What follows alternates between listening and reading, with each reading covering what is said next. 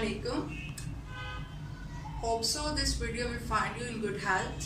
आज का हमारा टॉपिक ऑफ डिस्कशन है फिजिकल क्वांटिटीज। फिजिक्स के अंदर फिजिकल क्वांटिटीज बहुत ज़्यादा अहमियत की हामिल है और वजह ये है कि हमारे पास जितनी भी एक्सप्रेशंस, चूँकि फिजिक्स और एक्सप्रेशंस आप कह रहे कि भाई बहन है, तो फिजिक्स के अंदर किसी भी लॉ को रिप्रेजेंट करने के लिए, अपनी किसी भी बात को ऑथेंटिक वे में कहने के लिए, अपनी किसी भी बात को इम्पैक्टफुल वे में कहने के लिए हमें एक्सप्रेशंस की ज़रूरत पड़ती है। ठीक हो गया जी। अब वो जो एक्सप्रेशंस की हमें ज़रूरत पड़ती है उनको हम किस टर्म में जो है वो एक्सप्लेन कर सकते हैं, किस टर्म में हम बता सकते हैं, समझा सकते हैं, उसके अंदर फिजिकल क्वांटिटीज़ बहुत ज़्यादा अहमियत की हामिल है। आपके पास जितने भी लॉज हैं, कूलम लॉ ले लें, गॉसेस लॉ ले लें, फिजिक्स के अंदर जितने भी फंडामेंटल लॉज हैं, फैराडेज लॉ है, मैक्सवेल इक्वेशंस हैं, जो भी आपके पास चीज़ है वो सारी की सारी जो एक्सप्लेन होती हैं या जब आप उसको ड्राइव करते हो और उसको बताते हो तो वो आपके पास हमेशा फिजिकल क्वांटिटीज़ की टर्म में आती है। यानी आप कह सकते हैं कि physical quantities are significant to physics in terms that all the laws are represent in physical quantities. जितने भी आपके लॉज हैं, जितनी भी आपकी एक्सप्रेशंस हैं, वो फिजिकल क्वांटिटीज़ में आती हैं और फिजिकल क्वांटिटीज़ के ज़ुमरे में ही आप उसको एक्सप्लेन करते हो। आया वो फोर्स है, आया वो स्पीड है, आया वो डिस्प्लेसमेंट है, आया वो एक्सेलरेशन है, आप उसको फिजिकल क्वांटिटीज़ में ही बताते हो। अच्छा, अब बात करते हैं कि जो हमारे पास फिजिकल क्वांटिटीज़ हैं वो कितनी किस्म की होती हैं। तो फिजिकल क्वांटिटीज़ की अगर हम टाइप्स की बात करते हैं तो हमारे पास जो फिजिकल क्वांटिटीज़ हैं वो दो तरह की होती हैं। ठीक हो गया जी। पहली हमारे पास आती है फिजिकल क्वांटिटी, वो हमारे पास होती है बेस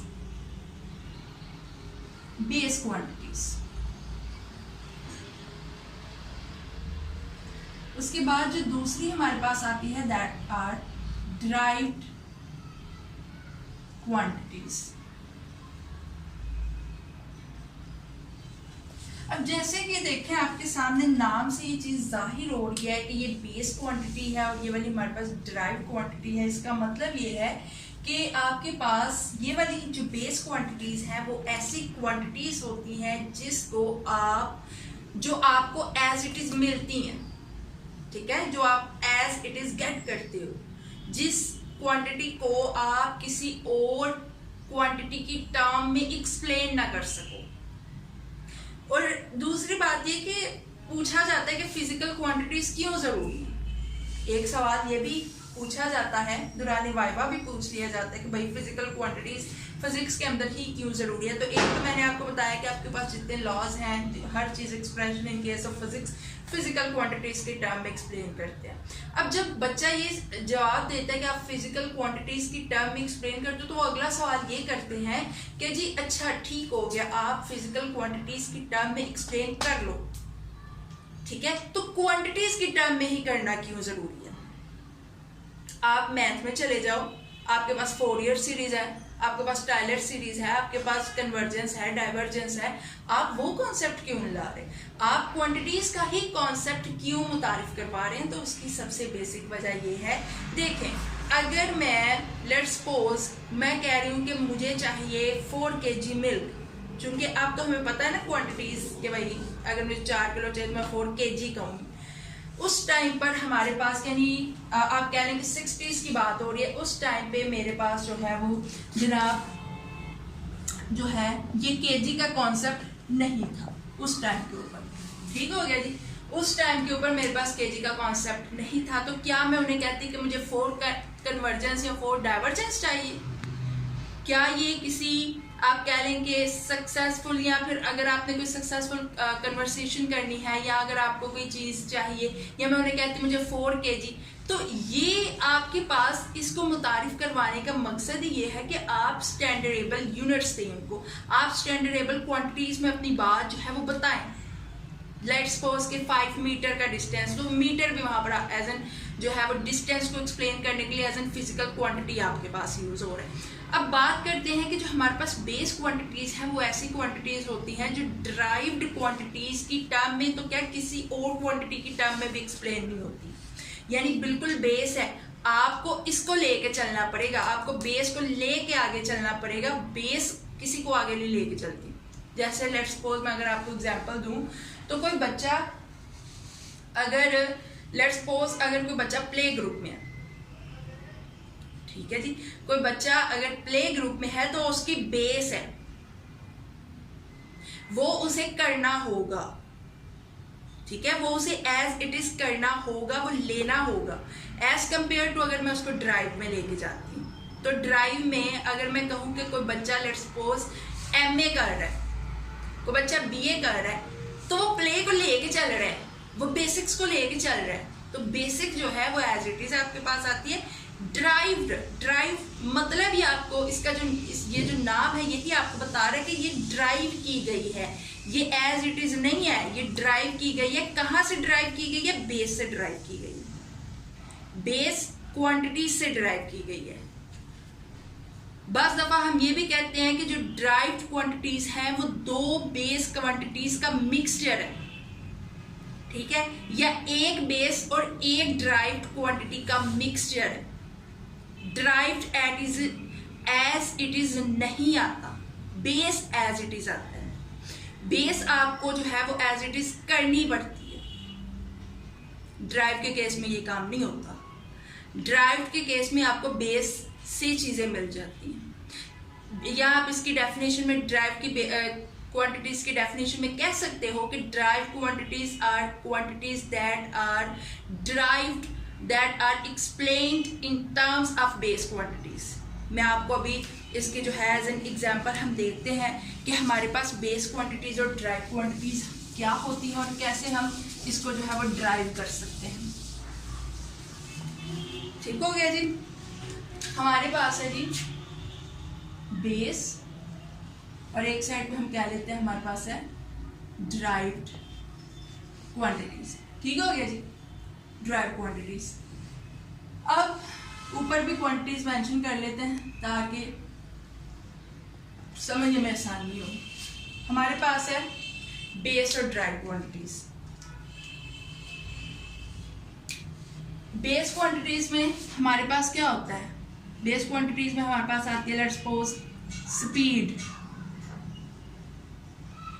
वही चीज हमारे पास ड्राइव में आ रही होती है डिस्प्लेसमेंट।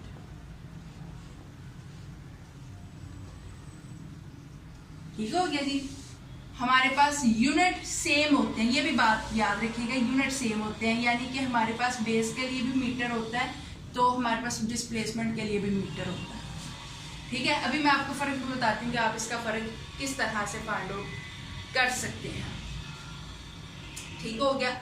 हमारे पास बेस के अंदर टेम्परेचर आ रहा होता है, हमारे पास बेस के अंदर इंटेंसिटी आ रही होती है, हमारे पास जो है वो बेस के अंदर जो है वो लेंथ आ रहा होता है, या आप कह लें कि डिस्टेंस आ रहा होता है,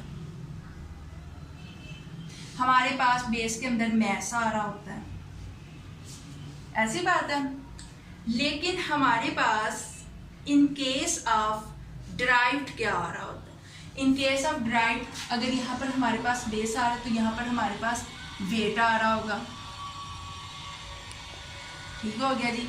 इन केस ऑफ हमारे पास ड्रैग यहाँ पर फोर्स आ रही होगी। ऐसी बात है जी। यहाँ पर हमारे पास समहाउ वेलोसिटी आ रही होगी। अब देखिएगा, हमारे पास अभी मैंने कहा कि डिस्टेंस जो है उसका यूनिट क्या है? मीटर। वेलोसिटी का क्या होता है? डिस्टेंस है तो वो डिस्प्लेसमेंट में जाएगा, यहाँ पर स्पीड जो होती है वो हमारे पास जा रही होती है वेलोसिटी में। अच्छा, अब यहाँ पर हमारे पास आता है कि हमारे पास वेलोसिटी क्या होती है जी? वेलोसिटी हमारे पास होती है, क्या होती है? d/t। ऐसी बात है। टाइम भी चूंकि हमारे पास बेस है तो हमारे पास जो वेलोसिटी है, या अगर आप बात करें डिस्प्लेसमेंट की तो आपके पास vt होगा, अगर आप v की बात करें तो आपके पास dt होगा, यानी दो क्वांटिटीज एक हमारे पास क्या आ रही है बेस और दूसरी क्या आ रही है ड्राइव्ड। इसी तरह हमारे पास फोर्स है तो फोर्स क्या होगी which is equal to M A according to Newton second law, और एम क्या हमारे पास होगा बेस और ये ए क्या होगा ड्राइव। इसी तरह हमारे पास वेट है which is equal to M G, हमारे पास एम क्या हो गया बेस और जी क्या हो गया ग्रेविटेशनल फोर्स, यानी कि एक ड्राइव्ड क्वांटिटी। हमारे पास आपने अभी देखा कि ड्राइव क्वांटिटीज वो क्वांटिटीज होती हैं जो सम हाउ 2 या 3 क्वांटिटीज का, 3 नहीं होती, मोस्ट ऑफ द टाइम 2 ही होती हैं, और उसके अंदर आप ये भी कोई उसके ऊपर कंट्रोडिक्शन नहीं लगा सकते कि भाई एक बेस है तो दूसरी भी बेस होगी, एक बेस हो सकती है दूसरी जो है वो आपके पास ड्राइव हो सकती है, हो सकता है दोनों आपके पास बेस ही हो, ऐसा भी हो सकता है। लेकिन जो बेस क्वांटिटीज होती हैं जैसे कि लाइक देखें आपके पास टेम्परेचर है, आपके पास टाइम है, ये आपको, या लेंथ है, ये मैस, ये आपके पास बेस क्वांटिटीज होती हैं, ये आपको एज इट इज जो है वो पिक करनी पड़ती है। लाइक मैस, अगर मैं बात करूँ मैस की, तो आप मुझे खुद बताएं, यहाँ पर देखें कि मैस हमारे पास जो है, क्या आप इसको किसी टर्म में एक्सप्लेन कर सकते हैं? मैस को आप किसी टर्म में एक्सप्लेन कर सकते हैं? आप बता सकते हैं मैस किसको जो है वो फाइंड करके ड्राइव किया गया? ये चीज नहीं है। मैस आपके पास, आप इसको कर नहीं सकते, उसकी वजह यह है कि ये बेस क्वांटिटी है, आपको इसको एज इट इज लेना होता है। उसके बाद हमारे पास ड्राइव क्वांटिटीज आती हैं। ठीक हो गया जी।